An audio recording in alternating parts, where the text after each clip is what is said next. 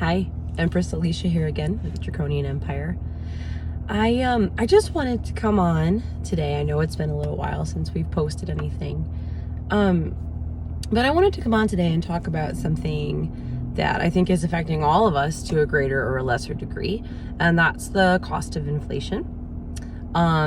Specifically, inflation on items that are necessary, like food, electricity, gas. Well, for those of us who don't have alternative energy to power our homes and such, those things are seen as necessities. So I was at the grocery store a few weeks ago, and I saw a grouping of deaf adults in front of me at the store, and they were all older. I didn't realize right away that they were all deaf. I could tell that one of the people it was two men and a woman, and they were in the grocery store checkout line, and they're like all excited. They're getting all this stuff, and I'm a little zoned out while I'm at the store because it's a little late and I'm just kind of tired, and so I'm just kind of like patiently standing there, even though I realize that like it's taking a long time and I'm not really sure why. And so I notice that their excitement is continually waning, and they're starting to look really sad. And they're having to put item after item back. It started with just like a few things, and they're like, is that enough? Then it was like another few things. Is that enough? I was going to offer to pitch in until I realized like this must be, I don't know, $100 or more of food.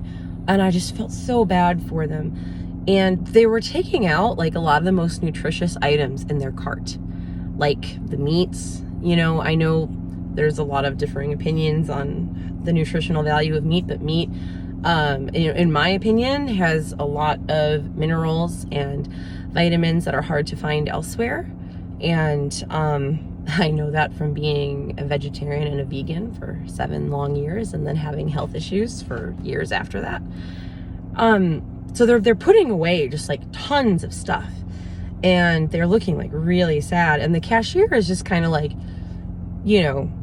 taking the stuff off and looking like kind of bothered by what's going on, like it's this major inconvenience to her or something.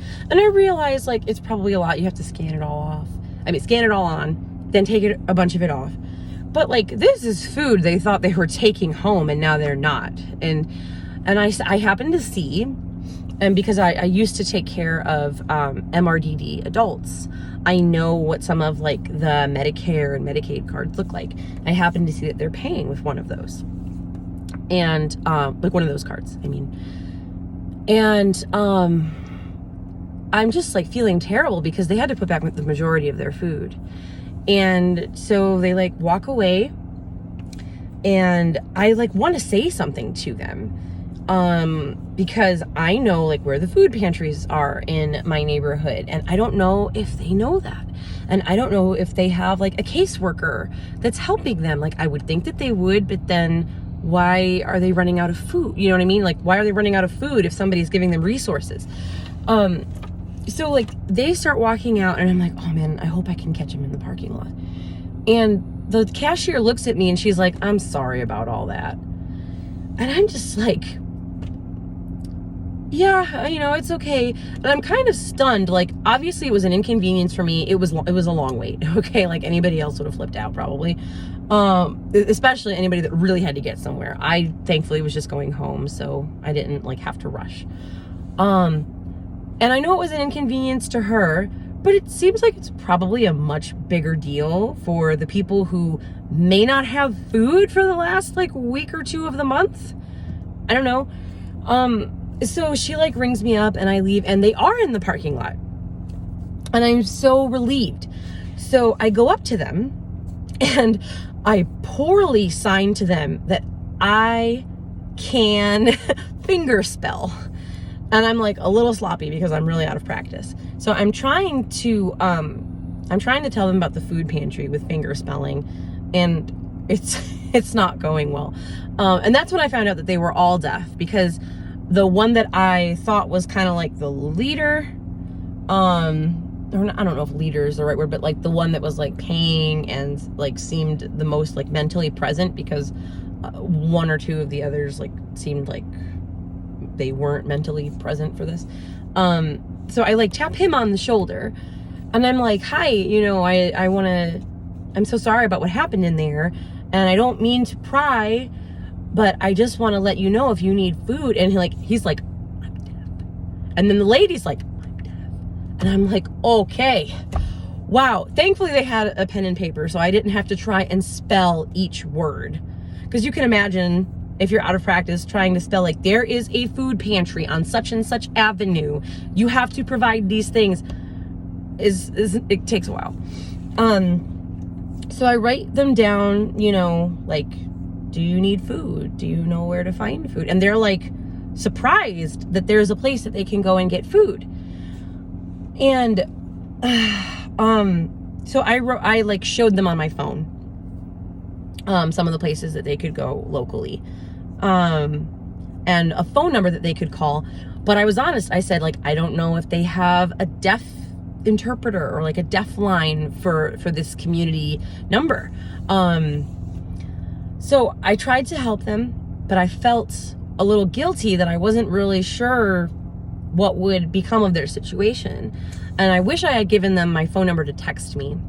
I wish I had done that in retrospect. I just didn't think of it at the time. Like I said, I was tired. It was late at night. We were cold.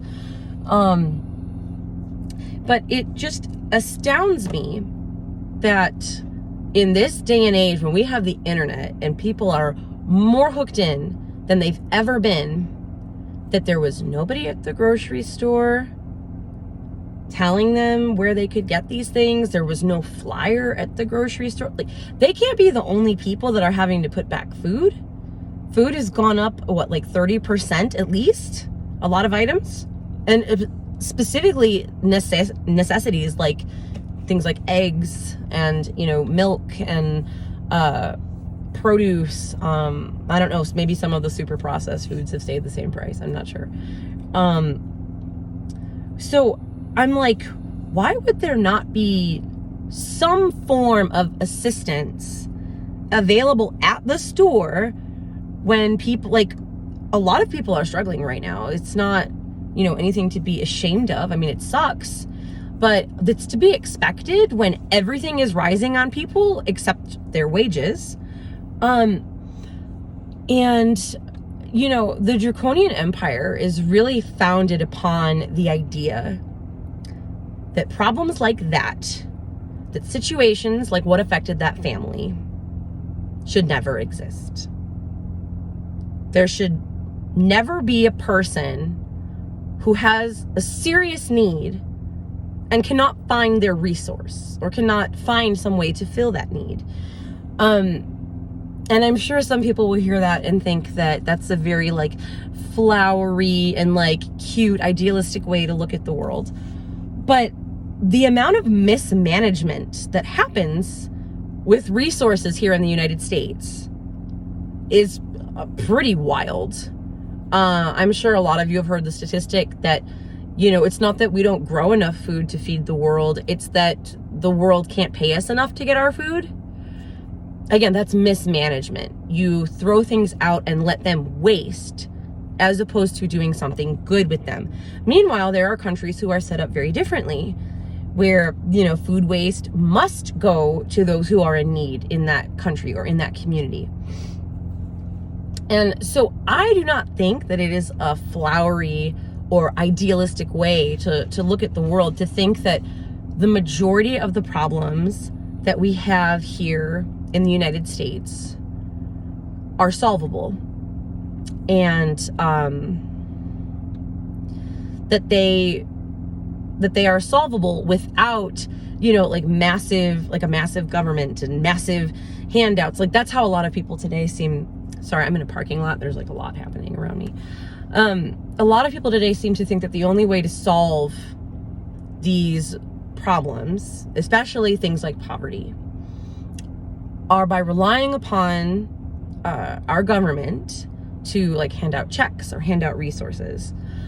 And I'm not necessarily saying there's something wrong with that.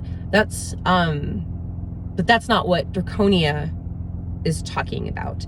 Like, we're talking about having systems in place so that things run well and run smoothly, and so that resources are properly managed, or managed, as best as possible. I could think of a lot of examples of that. I'm having trouble thinking of one right now, but I know there's lots of examples. Well, like I talked about with food, like there's no reason that, food from restaurants and grocery stores that's expiring can't be given out to the homeless. That's simple enough to do. They do it other places. Here we are so litigious that we're more afraid, these companies anyway, are more afraid of being sued by homeless people, who are probably lucky if they even have an ID a lot of the time. They're more afraid of being sued than they have the desire to be helpful. And I think it's as simple as, okay, so you pass a law, if you're giving out food that's on the verge of expiring, for free, well, you didn't sell it, so, it's illegal to sue the company or whatever. I don't know. But it's pretty clear that things are intentionally made in like a difficult and roundabout way here in the United States. It's clear that there are resources which are hidden on purpose. If you don't know what I'm talking about, again, there's so many examples. Lots of resources are hidden and reserved for the wealthy, but even resources for like lower income people. If you don't live in a lower income area, like good luck figuring out where any of those resources are, because at least where we live in Ohio, all of the like resource type pamphlets and that sort of thing, like if you're struggling with this, here's where you go, those aren't in the suburbs. They're only in like the city. That's pretty much it. So if you weren't raised in the city, and if you weren't raised on assistance of some kind, you have no idea where to go for these things. And I think that's probably true for a lot of people. And so again, you have this need and you don't know how to meet it. And the idea, the foundational vision of Draconia is that people's needs will be met. And of course that's going to take, a lot of people to make that happen, especially skilled, people involved in skilled trades like doctors, and stuff like that. Scientists, pharmaceutical type people, because, our vision includes having, access to medications for people who need them, and not having to pay astronomical prices to the drug companies that currently exist. I feel like I'm going a little all over the place, but my point is that, seeing those people who needed help and nobody was there to help them, it just really tugged on my heartstrings, and I cried the entire drive home, because they were just so lost, and there was nobody around that cared. I cared. I did what I could, but I'm not like a social worker or, a caseworker or somebody who can really be with them on a continual basis to make sure they're getting what they need. And I hope that they find that. But I just thought of how many people fall into that category, and not just with food. I mean, all kinds of things. I've seen that in my own family, the family I grew up in, all the time. We didn't have health insurance a lot of the time. So my dad would have to put off surgeries, or, make crazy agreements with the hospital to pay cash for things. I mean, it was nuts. And he had a need, and there was nobody around to help him get what he needed. And I don't know if you can remember being a child. I can. I vividly remember this. When you were a child, viewers, okay, you can comment below with your reaction to this. When you were a kid, do you remember like the very first time that you learned that there was a homeless person somewhere in the world? Or there were like people, like there were people that lived outside and like didn't have food, and everybody around accepts that. Like, do you remember what that was like? I do. And I found it unbearable. And, you know, all the adults around me would just be like, that's the world. That's the way things are. That's not the way the empire thinks. There are a lot of things that we in the United States and we on this planet have become accustomed to as an inevitable part of life that are not inevitable. Not at all. And we intend to, you know, create a community where hopefully majority of these problems will not exist. That won't mean that, you know, citizens of Draconia won't have their own personal issues. It doesn't mean life will be perfect, of course. That would be extremely idealistic to say that. But it does mean that intentional external obstacles will be removed.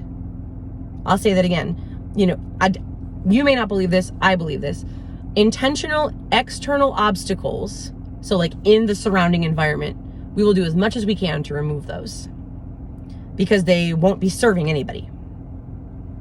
And again, please comment down below if you have any vivid memories of the first time, you know, you saw a homeless person, or you remember seeing somebody, you know, who or even hearing about it.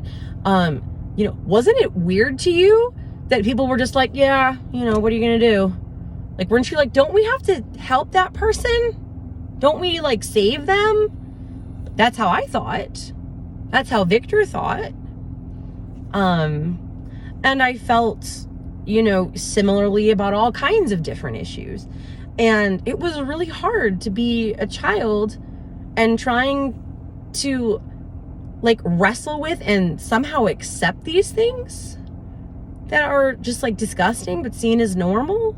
I couldn't figure out how adults were functioning. I was like, how is everybody not upset? I don't get it. Later I realized, oh, everybody is upset. They're just kind of like jaded and repressed or distracted. Or the worst, in my opinion, you know, feel that they're so superior to those who are suffering that they don't have to have empathy and compassion for them. Which is wild. That's wild to me anyway. Because there are so many people who are suffering or who have suffered tremendously and you know, taken serious financial hits like out of nowhere, and their life falls apart. So anyway, I don't want to ramble on. This video's already gone on longer than I intended it to. But thanks for watching. And again, please comment down below with, you know, when you were a kid, how did you interpret seeing this kind of suffering left unattended to in the world? Didn't you expect more?